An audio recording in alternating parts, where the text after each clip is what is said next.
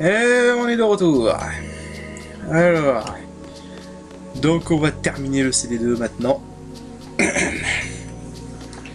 Bon, contrairement au disque 1, il va pas y avoir énormément de cinématiques, il va pas y avoir de labyrinthe avec comme les égouts. Fort heureusement, merci mon dieu. Mais par contre, ça va quand même être un épisode de 52 minutes, donc prenez des chips, prenez du popcorn, prenez tout ce que vous voulez, et préparez-vous. Ouais, je mets pas de rencontre parce que cet épisode va déjà être assez long. Cet épisode est déjà assez long, donc... Au passage, je vous ai dit qu'il y a Fujin et Raijin, fort heureusement, on les affronte pas cette fois. Ils ne nous provoquent pas en combat. Donc là, en fait, ce qu'il faut faire, c'est aller fouiller les salles et trouver des étudiants, comme celui-là. Les étudiants vont nous donner des passes. Donc le premier étudiant qu'on va croiser, donc celui-là va nous donner le pass 1, qui va nous permettre d'ouvrir les portes de sécurité niveau 1. Ensuite, on va avoir un deuxième étudiant qui va nous donner des niveaux 2. Et enfin, un troisième niveau 3 qui va nous donner accès à la sorcière.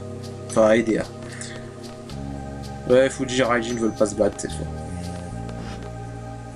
Heureusement, j'aurais vraiment pas aimé avoir les affronter là. Et vu les autres boss qu'on va se taper dans cette fin de CD2, je pense qu'on en aura assez des boss. Parce que je vous préviens tout de suite, on va avoir 3 boss dans cette vidéo. Et pas des boss simples.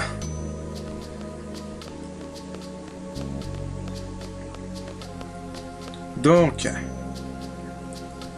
Ouais, en fait, je recherche un peu parce que chaque fois, je me souviens jamais de comment il faut faire. Je crois qu'il faut... Non, là-haut, je crois que c'est une clé de niveau 2 qu'il faut. En fait, dès que vous avez la clé de niveau 2, il faut venir ici. Donc là, en fait, il faut redescendre, il faut aller à gauche au lieu d'aller à droite comme on l'a fait. C'est compliqué. Mais bon, de toute façon, ça va pas durer longtemps, hein. C'est pas très long. Ça va. On a vu pire. Putain des coups. Bon. Je sais pas pourquoi je suis revenu ici alors que je sais que... Ouais, je voulais aller voir cette porte au fond, c'était niveau combien? Je pense que c'est niveau 3. Ouais, c'est ça, c'est niveau 3.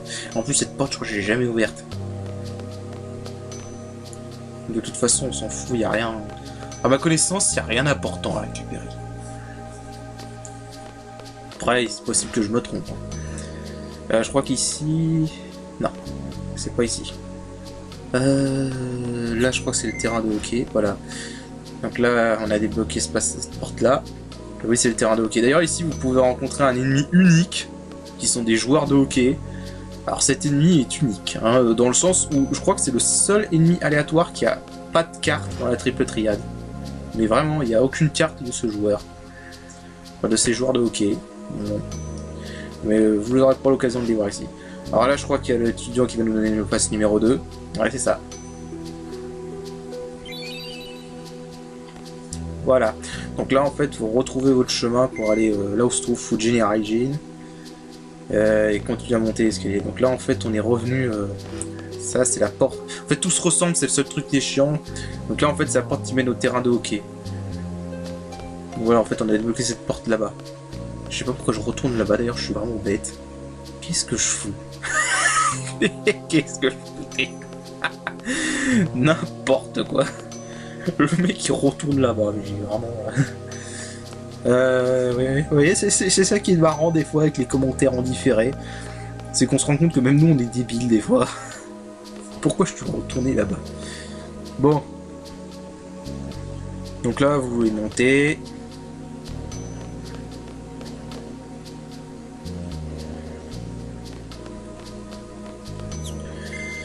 Voilà. On se retrouve à l'extérieur. Et d'ici, on saute sur les terrains de sport. Et on continue. Et je crois qu'on va bientôt arriver en terrain connu pour vous. Pour ceux qui se souviennent de la première fois qu'on est venu ici.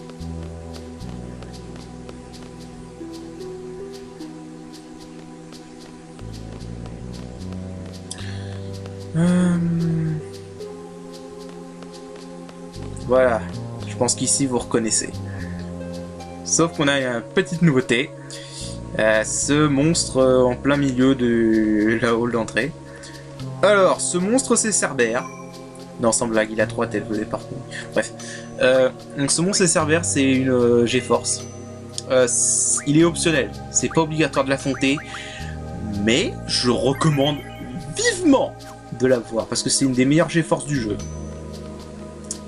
Elle a de très bonnes associations, on y reviendra dans le prochain épisode.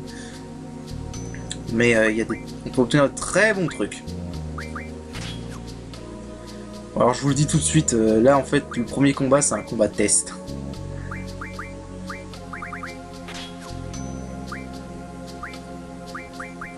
Combat test qui va se faire, qui va être un magnifique fail. Voilà, vous êtes prévenus.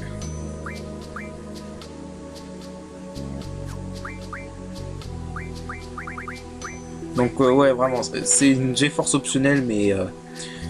et je veux lui voler, oui, je veux lui piller. C'est une G-Force optionnelle mais je vous recommande vraiment de l'affronter. C'est très important. De toute façon c'est une des meilleures G-Force du jeu donc ce serait vraiment con de s'en passer. Je fais une petite quick save. Bon alors, petit combat test qui va finir en fail. Donc du coup je vais pas commencer à parler tout de suite du combat parce que voilà. Je sais plus si j'ai réussi à lui voler par contre. Je voulais quand même montrer ce qu'on peut lui voler. Est-ce que j'ai le temps? Non. Je l'ai pas volé. Voilà. Voilà, voilà l'ultima dans ta gueule, voilà. Ça c'est pour ton fail du pillage, Irwin.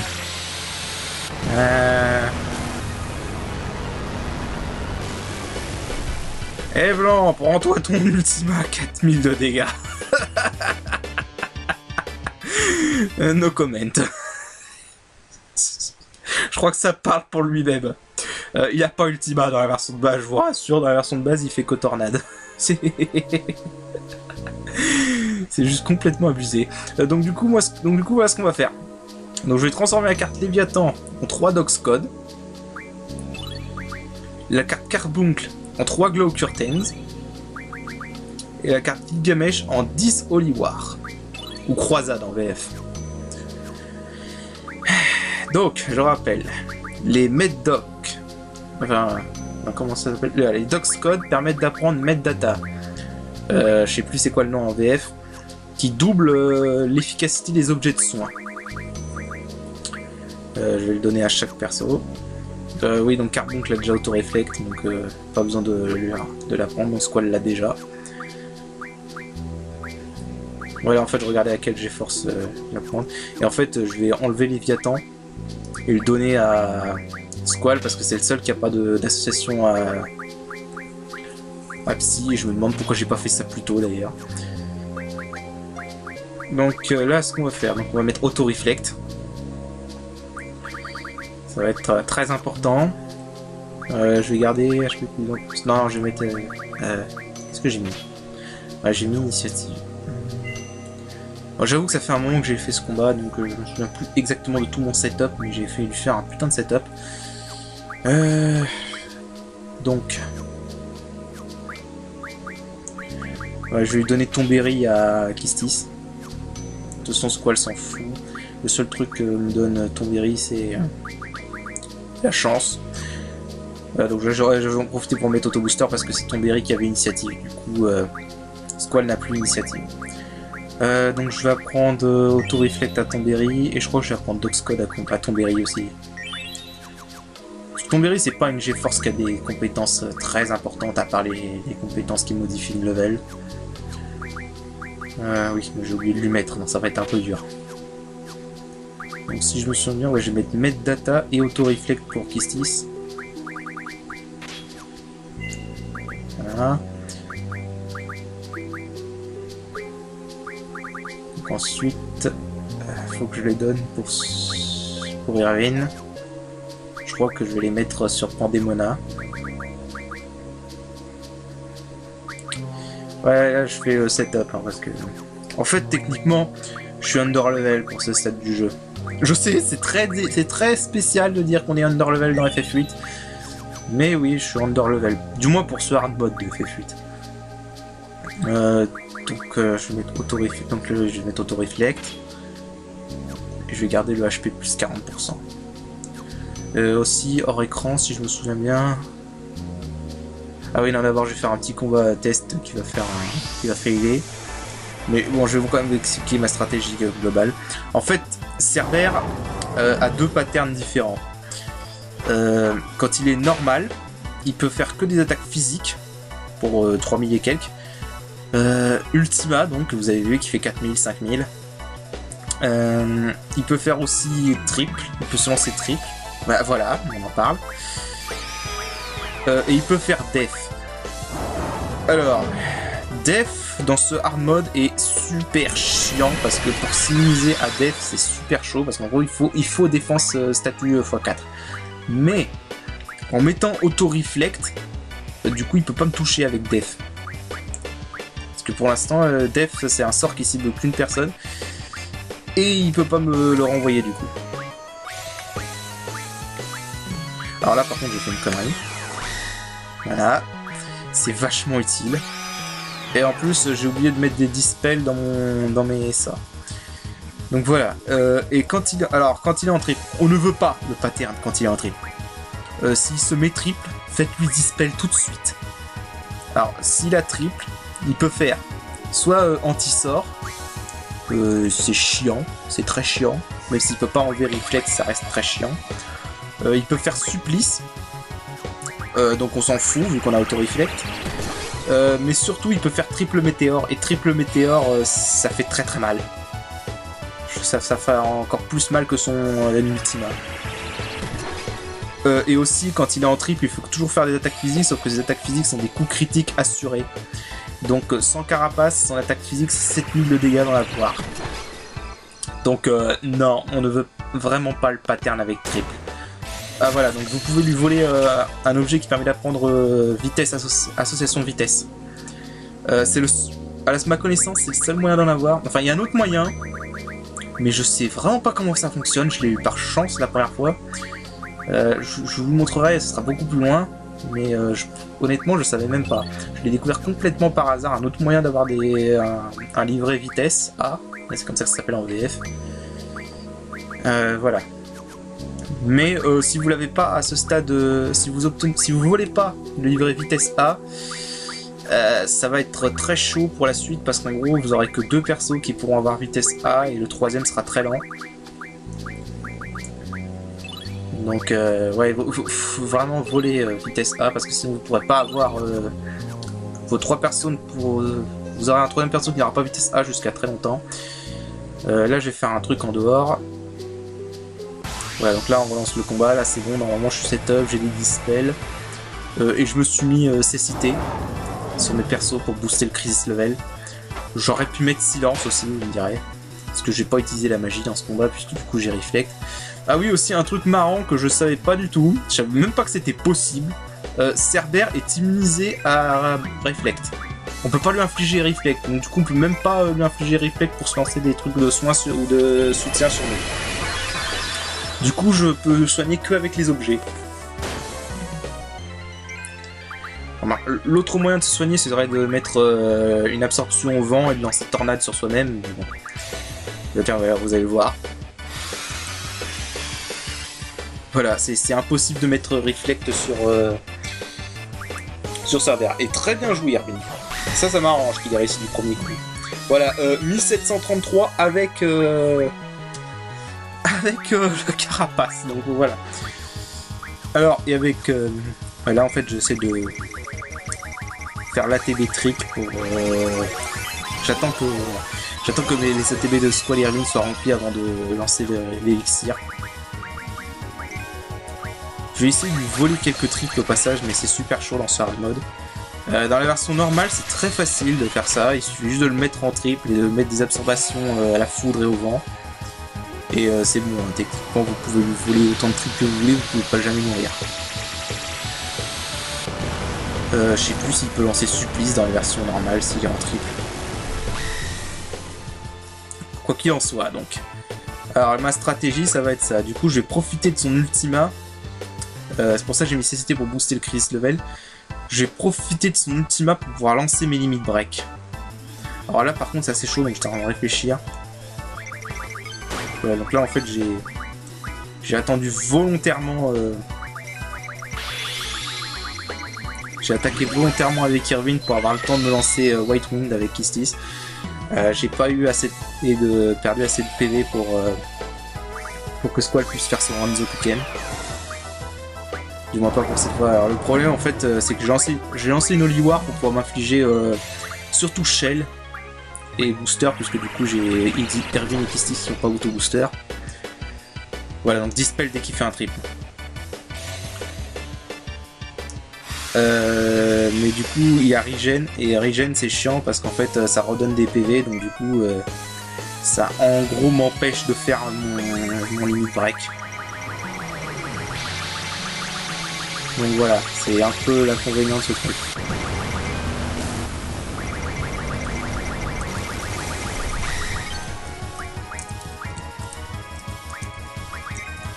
Oui, si vous entendez le clavier, c'est juste que je suis en train de faire une conversation Skype en même temps. Rassurez-vous, hein, je suis. Ouais, j'ai voulu essayer les fast shots pour voir un peu. Mais bon, comme vous voyez, c'est pas super efficace, ça a été nerfé dans ce hard mode.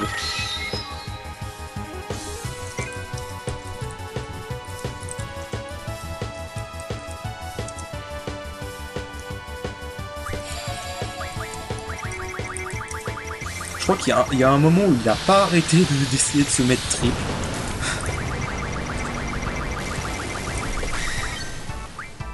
Voilà, donc quand il fait ça, vous voulez vous soigner avec... Alors ça c'est le combo habituel, vous faites White Wind avec Kistis et vous vous attaquez avec Squall et Irvine. Pour les limit break. Bon là j'ai foiré le limit break d'Irvine, mais c'est pas grave parce que le limit break de Squall fait très mal. Il a un peu plus de 20 000 HP. Je crois même qu'il a presque 30 000. Je sais plus, batteur va scanner, on va voir. J'ai un trou sur ses HP. Voilà, 21 550 HP, vous voyez qu'on lui a déjà retiré presque la moitié. Il est immunisé au vent, il absorbe la foudre et il est niveau 45. Mais bon, voilà, la stratégie en gros c'est ça, c'est profiter de l'ultima pour se mettre auto-reflect pour qu'il fasse pas def, parce que faudrait que je teste. Faudrait tester, mais je vois là, enfin, vous voyez qu'il a pas fait def. Alors je me demande, parce que d'ailleurs EDA l'a fait aussi après, parce qu'après on va affronter EDA, vous en doutez bien, EDA aussi a def, mais avec auto-reflect, Cerberus comme EDA, ils ont jamais fait def durant les combats. Donc je me demande en fait si avoir auto-reflect les empêche de faire def. Si leur IA est programmée pour ne jamais faire def si on a reflect. Ce sera intéressant à voir, mais du coup ça m'arrange, parce que si c'est ça, ça m'arrange, parce que du coup ça augmente les chances qu'il fasse ultima.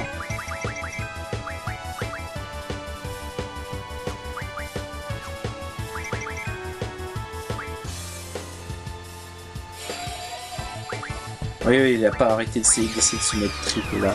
En fait là j'attends qu'il fasse ultima pour pouvoir balancer mes limit break.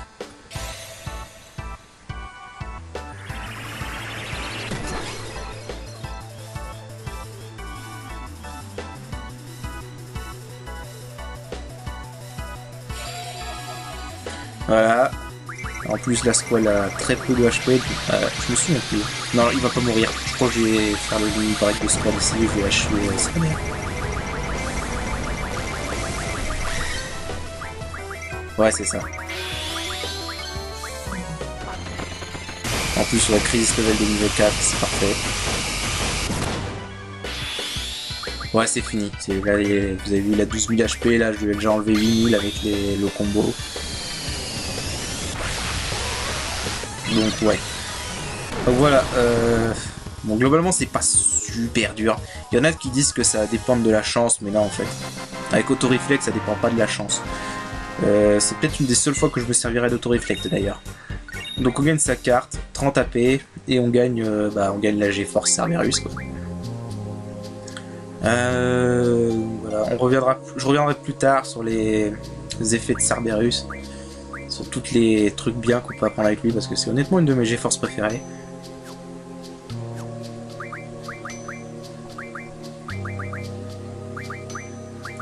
là je vais m'enlever l'auto-reflect parce que pour le prochain combat c'est pas nécessaire.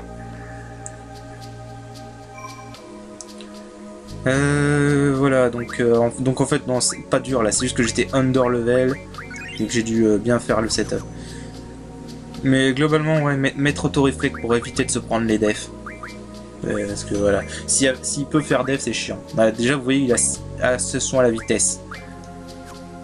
Donc avec ça, plus le livret vitesse A que j'ai volé, et Pandemona qui a vitesse A également, je vais pouvoir avoir tous mes persos qui ont vitesse A. Et aussi la capacité x3, donc c'est du coup qu'ici va enfin pouvoir mettre des capacités x3 également.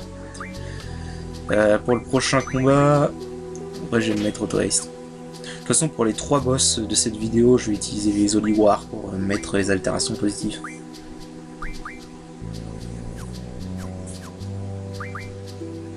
Donc là, je vais prendre livre vitesse A à une des invocations de Squall.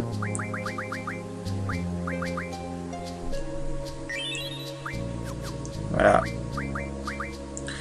C'est vraiment... il faut avoir livre vitesse A ici parce que après il faut attendre longtemps avant d'avoir un livre vitesse A.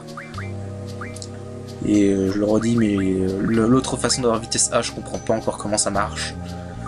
Je crois que personne n'est au courant de cette manière de l'avoir parce qu'honnêtement je l'ai vu nulle part. Je l'ai vu nulle part, c'est vraiment sorti de nulle part. J'en reparlerai, mais ce sera dans le disque 3. Très loin dans le disque 3.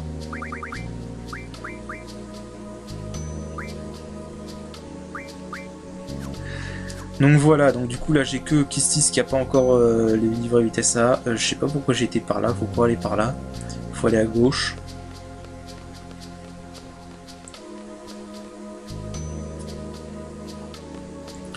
Alors, c'est dans une de ces salles là, je crois que c'est celle-là. Où il y a l'étudiant qui va me donner la carte de sécurité 3. Enfin, l'étudiante. C'est une fille si je me souviens bien. Ouais, c'est ça.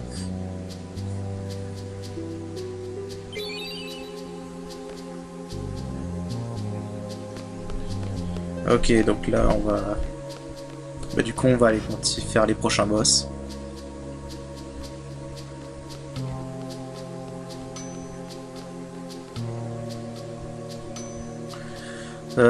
Donc le prochain boss c'est le boss le plus simple de la fin du CD2. Les 3 derniers boss de la fin du CD2, donc c'est Cerberus, le prochain boss. Voilà, je fais une pause pour me mettre mon setup. Voilà, j'ai modifié tout, je me suis mis CCT pour avoir un bon crisis level. Même si ça va pas trop me servir en fait de mettre mi CCT. Mais bon. Voilà, unlock.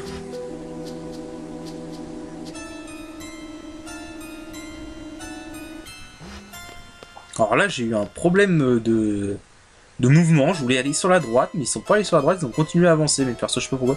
Et il y a ce truc là, brightness 1.0, je sais pas ce que ça veut dire. C'est apparu d'un coup, j'ai rien compris. Mais bon, pour les prochains épisodes ça y sera pas. Voilà, j'ai dû activer, j'ai appuyé sur une touche par erreur et activer ça sur de l'émulateur. Donc...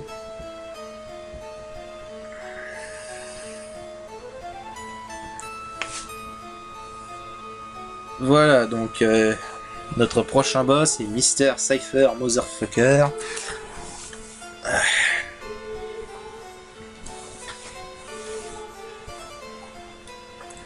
Oui, c'est ça. Tu n'es pas le chevalier de la sorcière, tu n'es qu'un putain de pion. Enfin bref. Bon, deuxième boss donc. Cypher. Alors il n'y a rien de dur. Il n'y a vraiment rien de dur. Parce que Cypher a un problème. En fait, il a le même problème que Omniborg, c'est-à-dire qu'il tape fort, mais il tape qu'un seul perso à la fois. Donc du coup, on s'en fout en fait.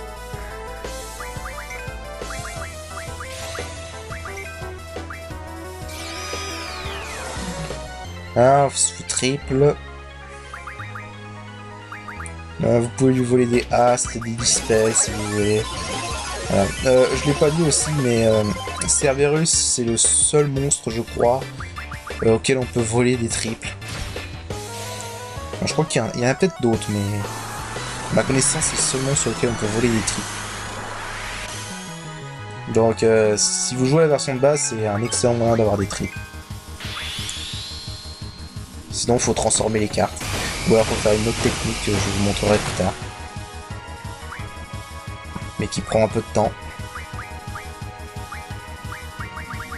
Alors, je mets quand même des blindages parce qu'il a fournaise. Même s'il l'a pas utilisé, si je me souviens. Là, en fait, j'ai décidé de pas spawner squal. Je vais utiliser... Je vais les garder... Ah non. C'est pas maintenant que j'ai essayé de faire ça. Donc en fait Cypher est pas dur, par contre il y a un truc qui est chiant, c'est qu'à la fin il se lance des X-Potions. C'est pour ça qu'il faut lui faire des gros dégâts, parce que il arrête... Des fois ça arrive à la fin, il veut vraiment pas crever, et il arrête pas de faire des X-Potions, c'est arrivé une fois qu'il lance 2 X-Potions d'affilée, à chaque fois il soigne 5000, c'est super chiant quoi.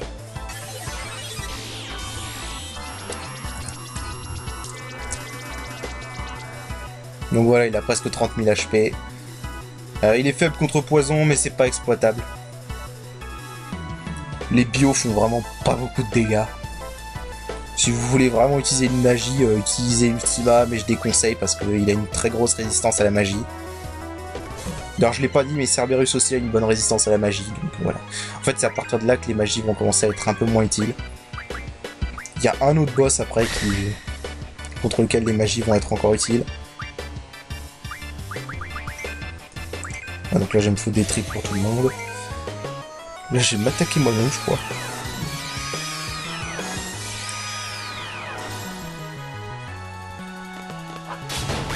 Ouais, voilà, parce que là, en fait, j'essaie de diminuer mes HP pour pouvoir... Alors là, c'est parfait, c'est ce que je voulais.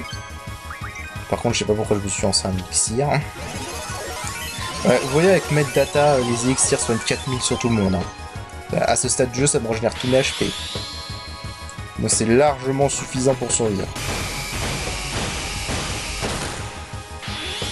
Alors, c'est bien beau de survivre, mais il faut aussi attaquer des fois.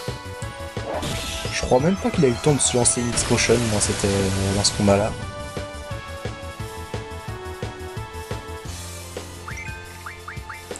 Je préfère attendre qu'il agisse. Voilà, quand il fait ça, c'est-à-dire qu'il va faire son attaque la plus forte. Donc Demon Slice, c'est une attaque qui fait très mal. Mais encore une fois, il touche qu'un seul perso, donc on s'en fout.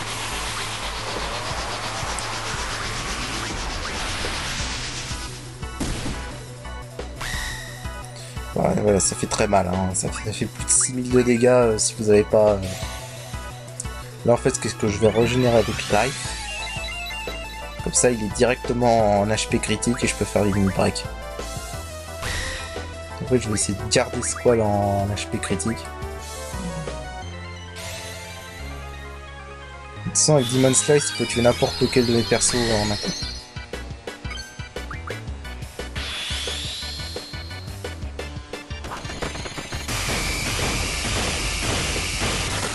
Voilà, donc la tactique c'est ça, je vais garder Squall en critique. J'aurais pu aussi garder Irvine en critique, mais c'est un peu risqué à ce stade.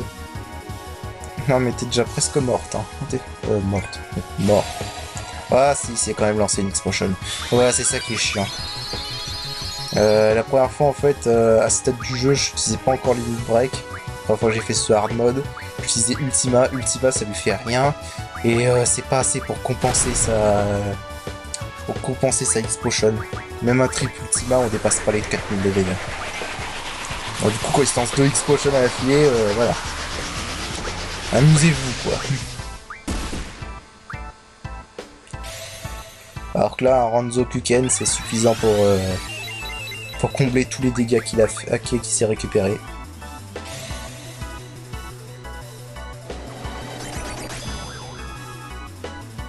Je crois pas qu'on va avoir le droit à Lilian Heart contre Cypher, ça aurait été bien.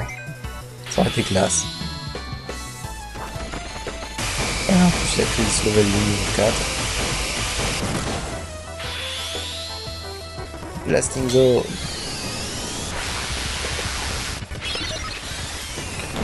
Si Blasting Zone fait un coup critique, ça peut être cool. Mais bon, voilà, il est mort.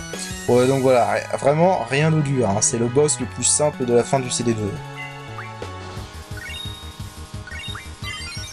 Il me donne des méga potions, mais comme on a des élixirs, on s'en fout. Tombéry a pris auto-potion. Auto-potion, on s'en servira pour certains combats optionnels plus tard. Mais actuellement, ça sert à rien.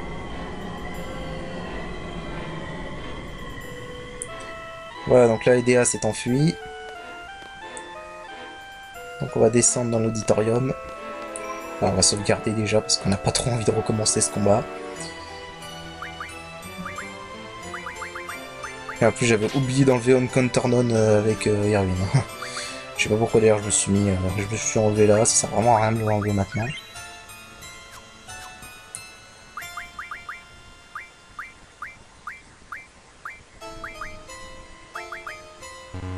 Ouais, je le soigne avec des soins parce que et pas avec lui.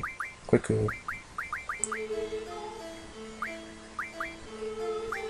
Voilà, je le reprépare déjà pour le combat contre EDA. Parce que le prochain boss est EDA, je pense que vous vous en doutez. Donc auto-reflect, encore. Parce que comme Cerberus elle a Def, et on va éviter Def.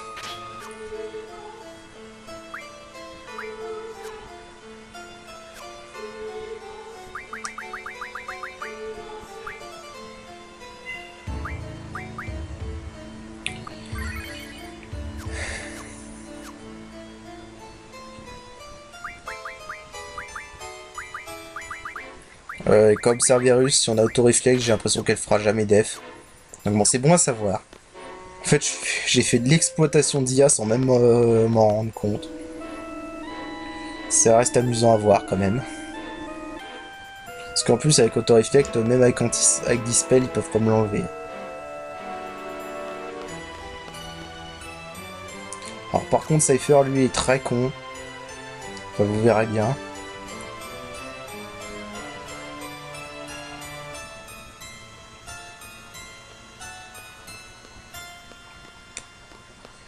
Ouais, j'ai une connexion pourrie, ça m'énerve. Alors, on va se mettre ici. On va faire notre dernier setup. Donc, Encounter None, ça sert à rien. Donc on va mettre... je crois que je vais mettre Auto-Haste. Si je me souviens... Auto-Haste. Ouais, Auto-Haste. Ouais, je vais pas mettre STR plus 30%, c'est pour ça que son limit break va pas faire très mal. De toute façon, j'ai pu utiliser Irwin en soutien, ça va plutôt être Squall mon attaquant.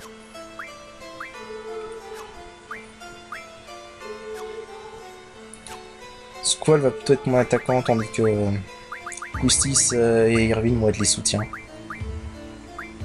Alors par contre, ce combat va prendre un peu de temps parce qu'en fait, j'ai eu un peu de mal à sortir mes limit break, on va dire. Ouais, je me suis fait quelques shellstones et autres pour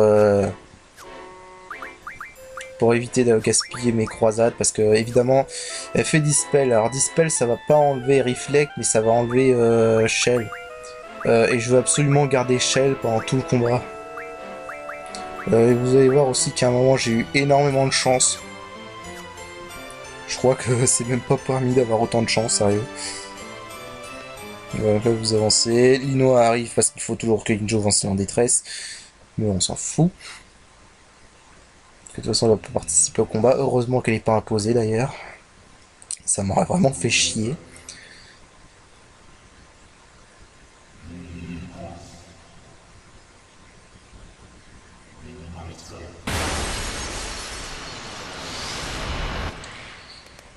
Voilà. Entrée qui fait classe. C'est marrant qu'on ait réussi à arriver avant elle alors qu'elle traverse le mur.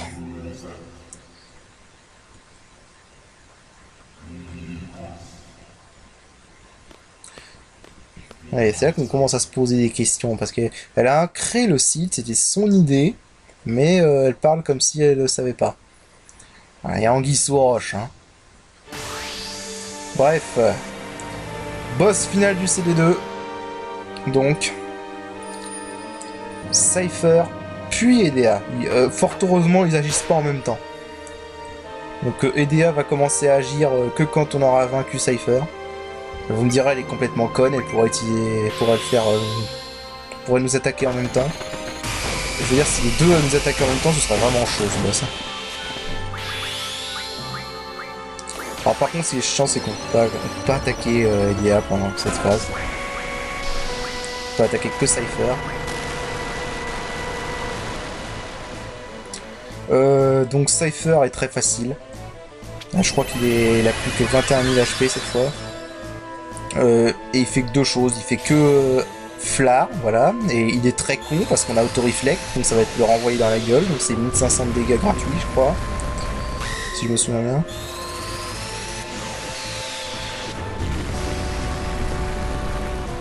Ouais, c'est ça, 1500 de dégâts gratuits.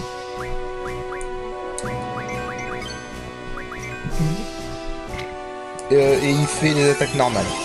Par contre, vous voyez qu'il a une plus grosse défense que les précédents combats. Non, je crois en fait que c'est parce que j'ai enlevé des STR plus X% pour mettre auto-reflect avec Squall. Du coup, Squall tape moins fort en fait. Alors c'est là en fait que je perds un peu de temps parce que... Voilà, en fait je me suis soigné. Mais pour se remettre en HP critique, voilà. Quelle bonne idée j'ai eue.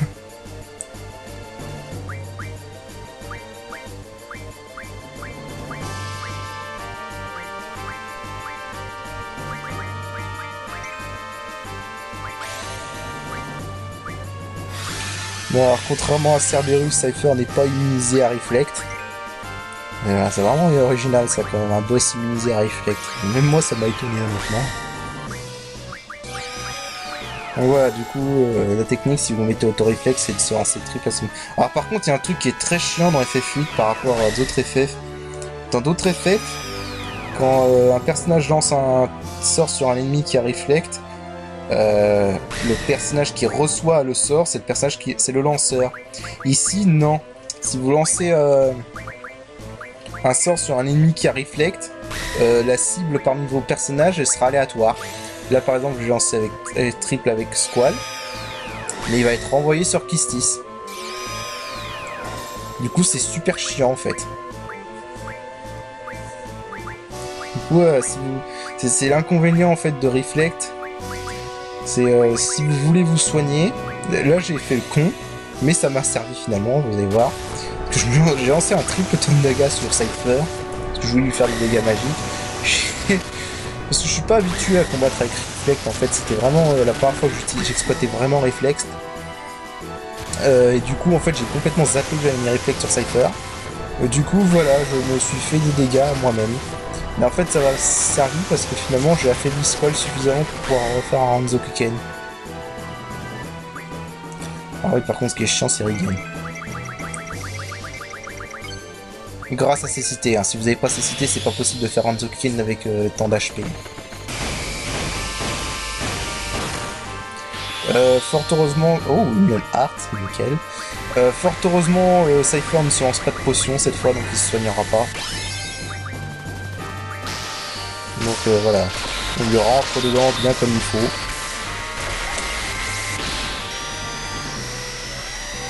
Alors sous-estimé par la Lionheart, hein, elle a été affaiblie, mais comme je le dis, à la fin du jeu, quand Déflagration et Fighted Circle pourront pas dépasser 9999, ce sera la meilleure attaque de Squall. Donc voilà, donc là j'ai battu Cypher, pile au moment où je voulais faire un scan, dommage.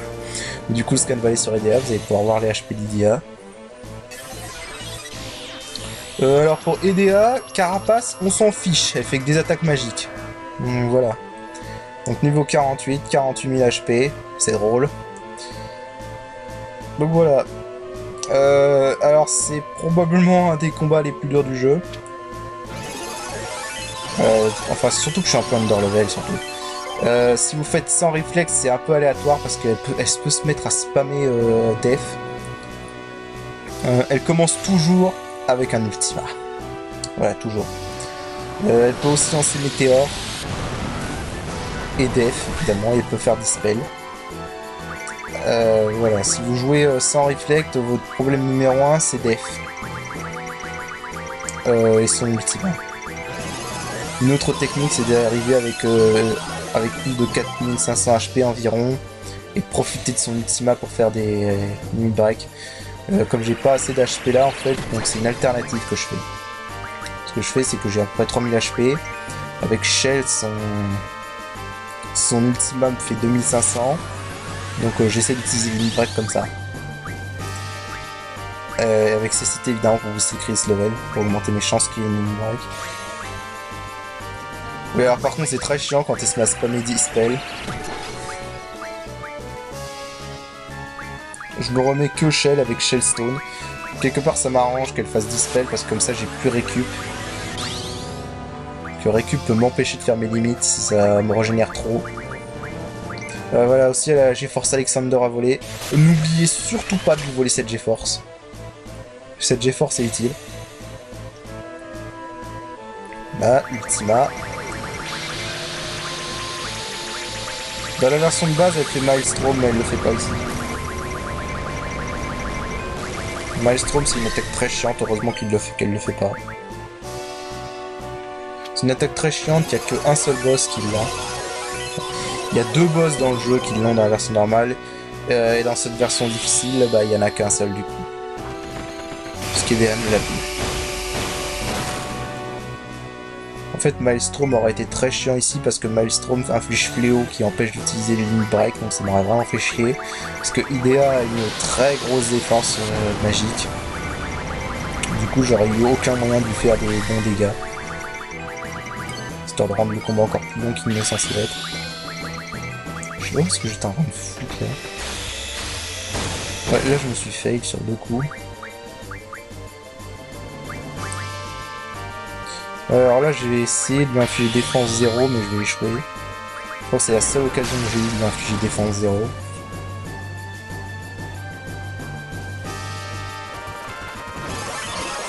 Et 2000 HP, c'est suffisant encore. Ouais, je crois que c'est là que je vais avoir un gros coup de chance. Parce que vous voyez, je suis tombé très mal. Voilà, là normalement ça aurait dû être un game over.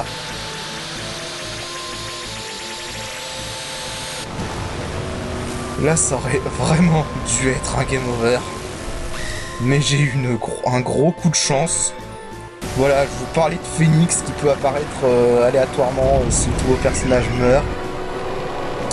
Je crois qu'il me mérite beaucoup pour ce combat là parce que il m'a résisté une fois. Là, j'ai pas eu de chance. Juste avant que je lance l'objet, elle a eu le temps de lancer Ultima. Donc encore une fois, j'aurais dû mourir.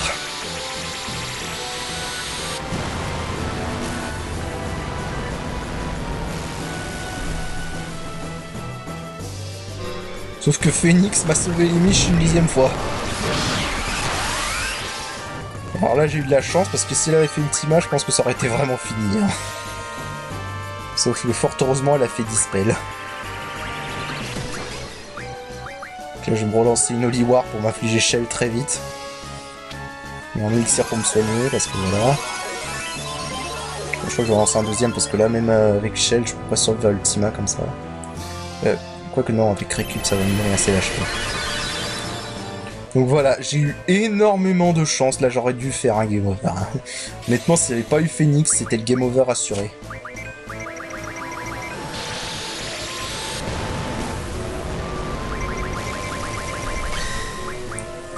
Donc ouais, je crois que maintenant Phoenix est mon invocation préférée. Hein. Vraiment, c'était un gros coup de chance. Hein. Je sais pas quelles sont les probabilités, mais en plus que ça arrive 2 fois d'affilée. Ouais. Vraiment gros coup de chance.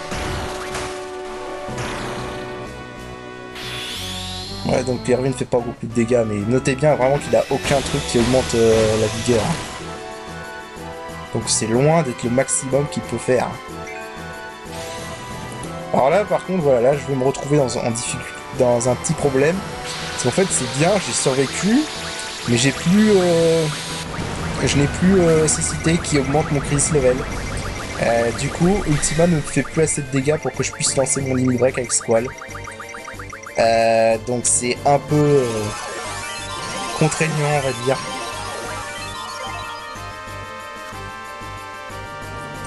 Mais j'ai réussi à trouver une alternative complètement par hasard. Parce qu'en fait, il trouvait qu'avant, j'ai fait association auto sur attaque. Après, j'ai modifié un peu mes stats, mais j'ai pas modifié les associations mentales des associations mentales et élémentaires parce que je m'en foutais. Mais en fait, il s'avère que l'ordinateur m'a associé poison à l'attaque mentale de Squall. Et en fait, à un moment, ce que je vais faire, c'est que voilà, je vais m'attaquer moi-même. Après. Voilà, j'hésite à m'attaquer moi-même, mais en fait, j'aurais dû m'attaquer moi-même si j'avais su ce que j'avais associé à attaque mentale.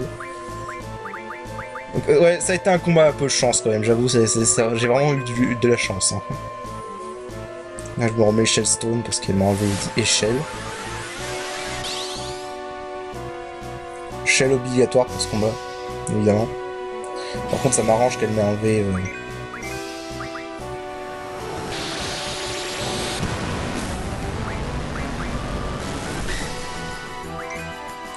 J'ai encore essayé, mais ça n'a pas marché. Ah, si, ça a marché. Bon, voilà, c'est chiant parce qu'il faut que je m'attaque moi-même avec Irvine. Bon, là, il faut que je m'attaque moi-même soit avec Squall avant le Ultima, soit avec Irvine après l'Ultima. Et c'est chaud avec Irvine parce qu'il ne fait pas perdre assez d'HP.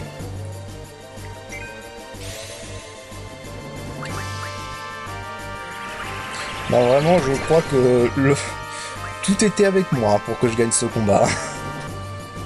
Vraiment, j'ai eu de la chance. Hein. Entre le Phoenix et ce qui va se passer là. Donc là, en fait, je m'attaque moi-même. Et il s'avère que j'avais poison. Et poison, en fait, ça booste le crisis level. Et autre gros coup de chance. Là, j'ai 2278. C'est passé, mais d'extrême justesse. Alors, j'attends l'élixir parce que sinon poison va me tuer après que j'ai fait le Ranzo Piken. Poison fait pas de dégâts tant que vous agissez. Et donc, en fait, voilà, du coup, comment transformer une situation très mal partie en bonne situation avec un gros coup de chance, quoi. Du coup, voilà, j'avais poison associé à mon attaque mentale et du coup, Squall a suivi poison. Donc ça m'arrange parce qu'en plus poison fait perdre quelques dégâts après mon Hanzo Ken, donc du coup c'est assez pour bien m'affaiblir avec l'Ultima.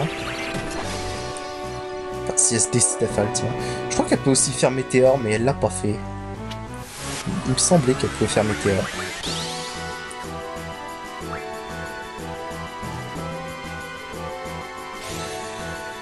Ouais, là elle a été chiante. Alors là j'essaie de pas agir avec Squall pour pas perdre trop de HP. Au cas où. Parce que franchement, voilà. Ah oui, là, si, je vais l'affaiblir. En fait, je vais l'attaquer pour perdre un peu de points de vie avec le poison pour essayer de vraiment perdre le maximum d'HP pour avoir un bon crisis level. Et si je me souviens bien, ça va payer.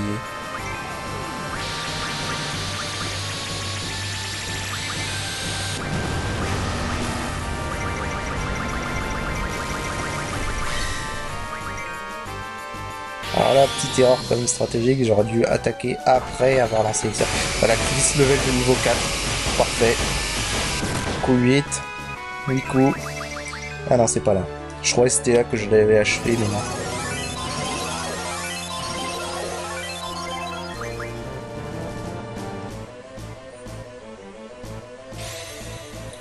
Voilà, un Ultima. Bon, vraiment, ouais, j'ai vraiment eu de la chance que je me suis retrouvé avec poison associé à l'attaque de Squall.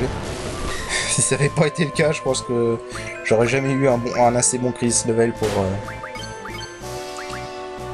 pouvoir refaire des Ranzo Piken efficaces. Et c'est surtout bien que les élixirs ne soignent plus les altérations d'état.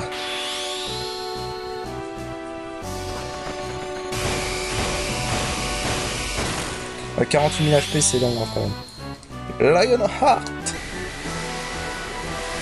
Et alors là, franchement, c'était complètement involontaire. De toute façon, on peut pas contrôler si on fait une Lionheart ou pas. Mais il s'avère que j'ai achevé les dégâts avec la Lionheart.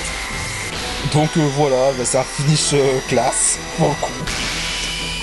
Une belle façon de conclure le CD2. Mais quand même qu'elle prend beaucoup de dégâts des attaques physiques, hein, l'idée. Voilà. Avec beaucoup de chance, mais j'ai gagné ce combat. First try. Force Armlet, ça va être utile si vous voulez créer l'arme ultime de Linois. Enfin, moi, je m'en fous. Alors là, j'ai bourré le X et j'ai enlevé le R d'Alexander. Du coup, Alexander va s'appeler Alexandre. Voilà. Donc voilà, c'est la fin du CD2.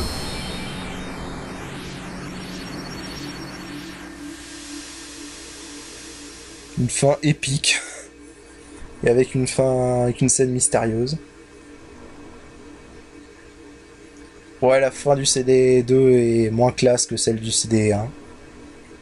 CD1, c'était vraiment la bonne cinématique, bonne cinématique badass qui se terminait un peu tragiquement, avec du gros mystère. On avait envie de savoir la suite.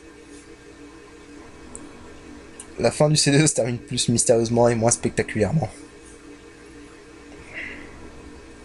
De toute façon, je crois qu'en fait, plus on avance dans les CD, moins les fins sont classe. Que la fin du CD3, elle est complètement pourrie. Bon, bien sûr, la fin du CD4 est géniale parce que c'est la fin du jeu. Mais...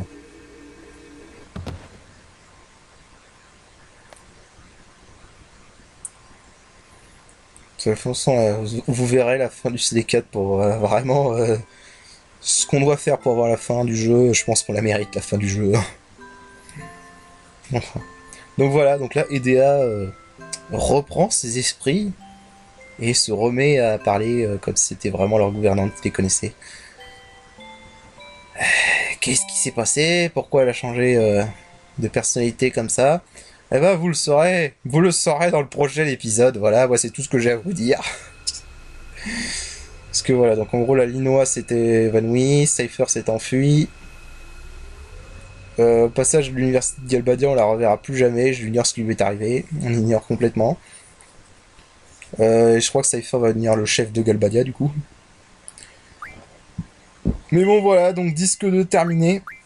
Prochaine fois donc on attaquera le disque 3. Donc voilà. Qu'est-ce que je voulais dire de plus? Donc voilà. C'était fun le disque 2. Après on va rentrer dans le bullshit. Allez, salut!